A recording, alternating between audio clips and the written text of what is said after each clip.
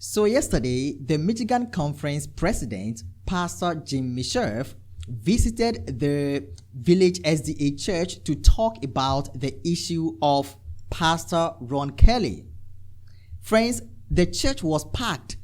Even those members who don't regularly attend church, they were there yesterday. They were present yesterday. And Dr. Conrad Vine was also present. Now, in the meeting, the leaders of the village church asked the president of the Michigan Conference to resign. Let's listen to this. Men will stand for the right, though the heavens fall. During the momentous crisis of the COVID in the past few years, we needed shepherds of this kind of character to defend the flock of God. We look to you, Elder Micheff, for leadership and support. We expected you to be a shepherd. But when the wolves came with their oppressive mandates, you acted as a hireling, left us to fend for ourselves in the act of cowardice. You betrayed the holy trust, and in the time of crisis, you failed to do what you needed to have done. God did not leave us alone, but He raised a true shepherd in the person of Pastor Kelly, who did not flee when the wolves came, but who defended and cared for the flock. And in spite of fierce opposition, it is evident to the whole global church that Pastor Kelly has humbly submitted to God and that he was blessed in his endeavors. But you, Elder Micheff, magnified your guilt by persecuting the innocent and the righteous. It is very clear to us today that you have misused your authority by seeking to cancel and terminate the man who sacrificially and diligently ministered to the flock of God for this time. I'm glad that in the midst of this confusion that you have caused by your wrong judgment, God has given us clear guidance what needs to be done. Ellen White, our prophetic authority, has written a chapter entitled The Conference President in the Loma Linda Messages, page 324.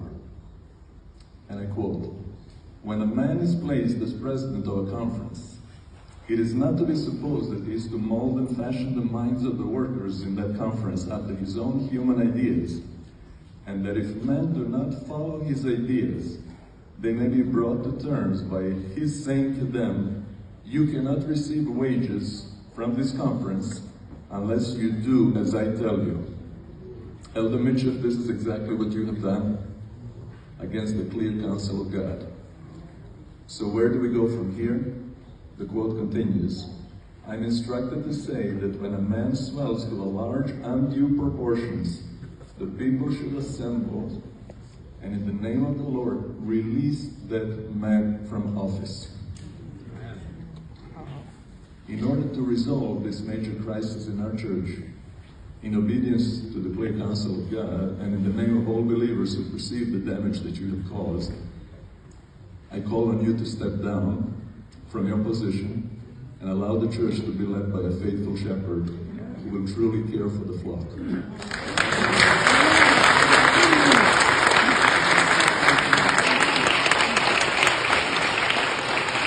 Friends, the meeting yesterday was interesting.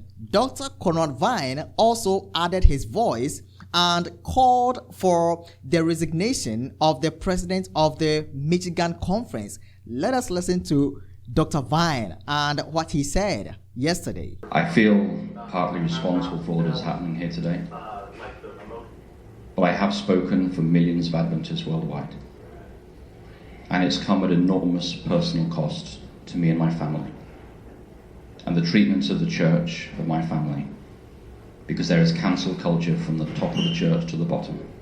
It is vicious. We are told we pray, then we knife our people in the back. It is brutal, and it's hurting my children's faith, and the faith of many children out there today. Just so the members know, you met as a conference executive committee without telling me, without informing me, without prior discussion, and you voted a ban. There was no prior notification. There was no discussion. You did not follow Matthew 18. You did call me in the next day with Pastor Kelly or 2 days later, but we had no idea the ban had been placed upon us, and had a conversation. And we thought it went well. At the end of it, you gave me the letter saying that, you said Satan seeks to divide the church, essentially calling me an agent of Satan.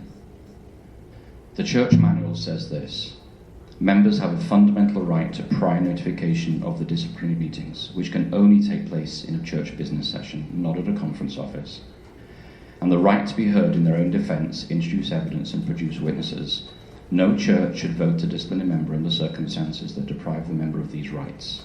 Written notice must be provided at 2 weeks before the church board meeting and 2 weeks before the business meeting, and include the reasons for the disciplinary hearing. It also says members may be disciplined for sufficient cause, but only at a properly called business meeting after the church board has reviewed the case. You are in clear violation of the church manual. If Pastor Kelly, among other reasons, he defended my right to a business meeting. You have spoken with the elders on 2 separate occasions. You have spoken with the church board. You've spoken with the elders and myself. Those are 4 meetings. All those witnesses will testify to it. You have demanded that the leadership of the church remove me from my positions without going through a business meeting. You are setting aside the rule of law. And if you can do this to me, then from now on the conference can say to any church, remove that member because they disagreed with the dominant narrative.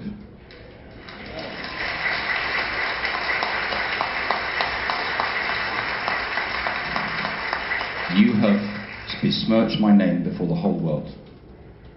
I think you should resign, sir.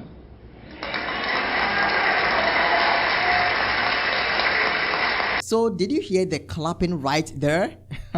Friends, the clapping actually shows that many of the members of the village church actually agreed that the president of the Michigan conference should resign. Friends, they agreed. If not all of the members, many of them, I think 90% of the members who were present at the village SDA church or at the meeting yesterday agreed to the suggestion that the president of the Michigan conference, Pastor Jim Misherf, should resign. Now, what about the online audience? What about all Seventh-day Adventists that were not there or that were not present at the meeting yesterday? What do you think about the president of the Michigan conference? If you think the president of the Michigan conference should resign immediately, let us know that in the comments, and also give reason for what you are actually going to say. If you don't believe or if you don't think that he should resign, let us know that also in the comments. But friends, many of the members of the village church agree that the president of the Michigan conference should resign. Friends, should resign. Now, friends, I know you really want to know why Pastor Ron Kelly was fired, but as of now, it is still not clear. Friends, it is still not clear from the side of the Michigan conference why Pastor Ron Kelly was fired. It is still not clear. But some new facts are coming out. And friends, as we always do here, whatever we hear or whatever we see, friends, we will share it right here with you on this channel. Friends, we will share it right here with you on this channel. As I always say, let us keep praying for Pastor Ron Kelly. Let's keep praying for his mother because his mother is sick. I don't know her present condition now, but the information we received last time showed that his mother was admitted at the ICU and she is critically ill. Okay, so friends, let me know your thoughts about what went on yesterday at the village church when the Michigan conference met with the village SDA church. There were so many things that were shared over there, but things are now coming up. So whatever we hear, we will share right here with you on this channel. So if you have not subscribed to this channel, I encourage you to subscribe and hit the notification bell so that you don't miss any of the videos we publish. Thank you for watching. My name is Lawrence. See you next time. God bless.